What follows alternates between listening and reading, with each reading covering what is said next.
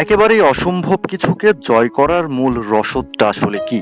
কঠিন এই প্রশ্নের উত্তরটা খুব সহজ। একমাত্র প্রবল এবং সম্মিলিত ইচ্ছাশক্তিই পারে ইতিহাস গড়তে, বাকিদের জন্য উদাহরণ তৈরি করতে।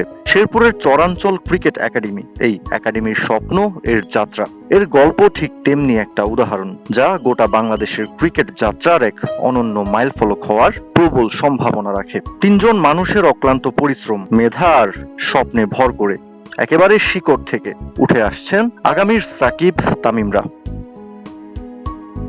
ডানহাতি ব্যাটার খায়রুল ইসলাম কি দারুণ ভঙ্গিমায় একের পর এক ক্রিকেটীয় সব শটে মুগ্ধতা ছড়াচ্ছেন। ব্যাটে বলের আওয়াজই যেন বলে দেয় এই ছেলেটা ভিন্ন ধাতুতে গড়া। শেরপুর জেলা শহর থেকে প্রায় 15 কিলোমিটার দূরের প্রত্যন্ত এক গ্রাম মুন্সিরচর। আধুনিক নাগরিক সুবিধাও যেখানে প্রায় বিলাসিতা, সেখানেই জীর্ণ শীর্ণ একটা স্কুলের মাঠে গড়ে উঠেছে আস্ত এক ক্রিকেট একাডেমি। মাঠে ঘাস নাই, চারদিকে এলো পাথারি গাছপালা, নেই পর্যাপ্ত অনুশীলনের জায়গাটুকুও। তবে যেটা আছে সেটা হলো কিছু মানুষের সদিচ্ছা আর এই ছোট্ট শিশুদের বড় ক্রিকেটার হওয়ার বিশাল স্বপ্ন। এই দুয়ে পুঁজি করেই পথ চলছে শেরপুরের চরাঞ্চল ক্রিকেট একাডেমি। চিজি আইসক্রিমের সাথে ভেলভেটি কেকের মিশ্রণে পোলার রেড ভেলভেট আইসক্রিম। মন ভালো থাক। সমাজসেবী রাজিয়া সামাদ ডালিয়া, কোচ রাজীব আহমেদ এবং বাংলাদেশ নারী ক্রিকেট দলের ক্যাপ্টেন নিগার সুলতানা জ্যোতির বাবা সিরাজুল হক, এই তিনজনের নামগুলো একটু মনে রাখুন। শেরপুরের ক্রিকেটকে একেবারে রুট লেভেল পর্যন্ত নিয়ে আসতে কার কি ভূমিকা, ভিন্ন ভিন্ন চিন্তার এই মানুষগুলো কিভাবে অবদান রাখছেন চরাঞ্চল ক্রিকেটে, গল্পের বাকি অংশে সেটাই জানবো। ক্যাপ্টেন জ্যোতির বাবা চরাঞ্চল ক্রিকেট একাডেমির সভাপতির দায়িত্বে আছেন। রাজিয়া সামাদ ডালিয়া একাডেমির পৃষ্ঠপোষক। খান বাহাদুর ফাউন্ডেশন নামে রাজিয়ার মানব সেবার নতুন অধ্যায় এই ক্রিকেট একাডেমি। শেরপুরের নারী ক্রিকেটদের অভিভাবক রাজীব আহমেদ এই একাডেমিরও কোচ। 2025 সালের সেপ্টেম্বরে যাত্রা শুরু করে এই একাডেমি। এই অল্প সময়েও চরাঞ্চল ক্রিকেট একাডেমির সাফল্য ভীষণ ঈর্ষণীয়। প্রায় 54 জন ছোট বড় শিক্ষার্থী নিয়ে যাত্রা শুরু করা এই একাডেমি মাত্র 2 মাস পর ডিসেম্বরে শেরপুর জেলা দলে 10 জন বয়স ভিত্তিক ক্রিকেটার উঠিয়ে আনতে সক্ষম হয়েছে। তবে খায়রুল ইসলাম এখন পর্যন্ত এই একাডেমির সেরা সাফল্য। খায়রুল ইতোমধ্যেই বাংলাদেশ ক্রীড়া শিক্ষা প্রতিষ্ঠান বিকেএসপিতেও সুযোগ পেয়েছেন। জ্যোতির বাবা সিরাজুল হকের বিশ্বাস, যদি বড় একটা মাঠ তারা পেতেন তাহলে আসছে সময়ে আরো দারুণ সব ক্রিকেটার তুলে আনতে সক্ষম হতেন তারা। বিসমিল্লাহির রহমানির রহিম। আল্লাহর অশেষ কৃপা যে এখানে সবচেয়ে বড় জিনিস হলো যে এইখানে এটি হলো খান বাহাদুর ক্রীড়া ফাউন্ডেশনের উদ্যোগে, অর্থাৎ পৃষ্ঠপোষকতায় খালাম্মার স্বপ্ন, খালাম্মার উদ্যোগ এবং খালাম্মার কমপ্লিটলি চেষ্টা, মানে সর্বূর্ধ্বে খালাম্মা ছিল এখানে। ওনার ইচ্ছাই ছিল যে চরাঞ্চলের ছেলে মেয়েদেরকে নিয়ে একটা কাজ করা এবং ক্রিকেটে খেলার উপর একটা ব্যাপার। তখন আমাদের একটা মিটিংয়ের উপর সবাই আমরা বসে তোর এখানে একটা চিন্তা নেই আর কি, যে এখান থেকে আপনার এই কীভাবে, তারপরে আমরা একটা উদ্যোগ নেই এবং জায়গা খুঁজতে থাকি। পরবর্তীতে নাইমের স্কুল, এই স্কুলে আপাতত চিন্তা করে আমরা এই যে কাজ শুরু করলাম আর কি, যে গ্রাউন্ডে যে এইখান থেকে আমরা সেপ্টেম্বরে কাজ শুরু করি। ঠিক সেপ্টেম্বর থেকে টুকটাক আমার কাজ শুরু করি। এই পর্যন্ত আমাদের এই পর্যন্ত এই একাডেমিতে আমাদের 54 জন ছোট বড় 54 জন খেলোয়াড় শিক্ষার্থী আছে। এর মধ্যে আমরা এই লেভেলে এখান থেকে সেপ্টেম্বরের পর থেকে এই পর্যন্ত, এবং আমরা মনে হয় এটা সেপ্টেম্বর, অক্টোবর, নভেম্বর ডিসেম্বরে না, ডিসেম্বরে আমরা এখান থেকে 10 জন বয়সভিত্তিক খেলোয়াড় জেলাতে আমরা দিতে পারছি। এবং এই 10 জন যে খেলোয়াড়গুলি ইয়ার থেকে উঠছে এইখান থেকে, এরা কোনো দিন কল্পনা করতে পারতো না যে চরের থেকে যে জেলাভিত্তিক খেলাধুলা।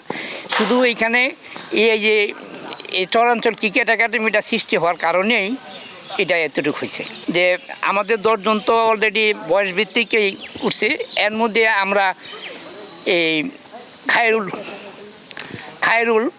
খায়রুল আমাদের এখান থেকে বিকেএসপি তো এবার চান্স পাইছে। তা আমাদের এখানে যে সরকারি পৃষ্ঠপোষকতা, যদি আমাদের আমরা বড় কোনো মাঠ পাইতাম বা মাঠের কোনো ব্যবস্থা হইতো, তাইলে যে ওয়ান আপ থেকে শুরু করে অন্যান্য যা করার, যেমন আবদুল্লাহ বা রাজীবের যে প্রচেষ্টা, যদি আমরা এই মাঠটারে যদি আরও একটু ডেভেলপ করার মতো সুযোগ থাকতো, আর একটু সুযোগ থাকতো, তাহলে আরও অনেক ভালো রেজাল্ট করতে পারতাম বলে আমার বিশ্বাস আর কি। চরাঞ্চল ক্রিকেট একাডেমির স্বপ্নদ্রষ্টা বলা যায় রাজিয়া সামাদ ডালিয়াকেই। জীবনের শেষ ভাগে এসেও ক্রিকেট এবং অন্যান্য স্পোর্টস নিয়ে তার ধ্যান জ্ঞান যে কাউকেই মুগ্ধ করতে বাধ্য। চরাঞ্চল ক্রিকেট একাডেমি গঠনের পেছনে তার ভাবনাটাই চলুন জেনে নেওয়া যাক।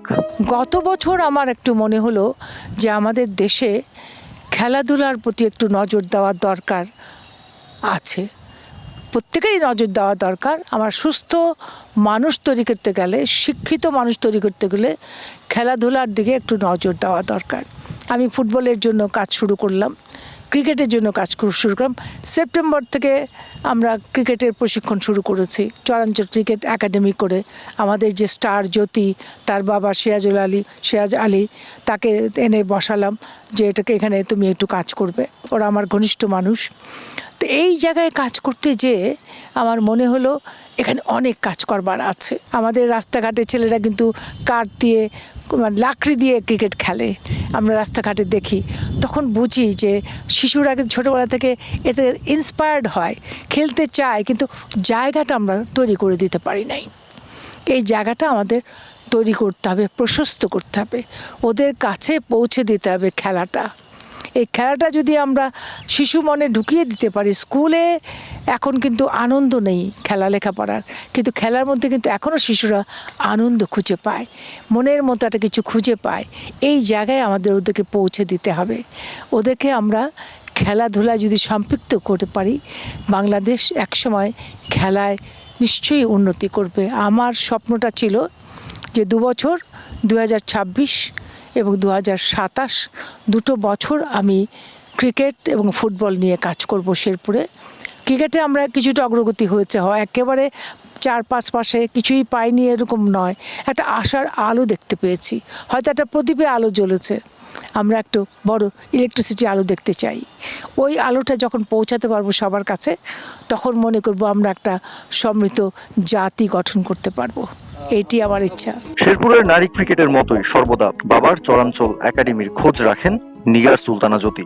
সাধ্যমতো সাহায্য করেন খুদে ক্রিকেটারদের। জ্যোতির বাবার ইচ্ছে মেয়েকে আরো ওতপ্রোত ভাবে এখানে সম্পৃক্ত করা, যাতে আরো নিবিড় ভাবে খেলোয়াড় তৈরিতে মনোযোগ দেওয়া যায়। জ্যোতির বাবা জানিয়েছেন জ্যোতির সদিচ্ছার কথাও। অবশ্যই রাখে, শুধু তাই না, যেমন খায়রুলের ব্যাপারে কিছু এইখানে কিছু অনুদান বা খায়রুলের কোনো কিছু ব্যাট লাগবো, পিয়াট লাগবো, এইসব জিনিসগুলির জন্য ও কিন্তু ইচ্ছাকৃতভাবেই ওর কাছে বলে দেয়।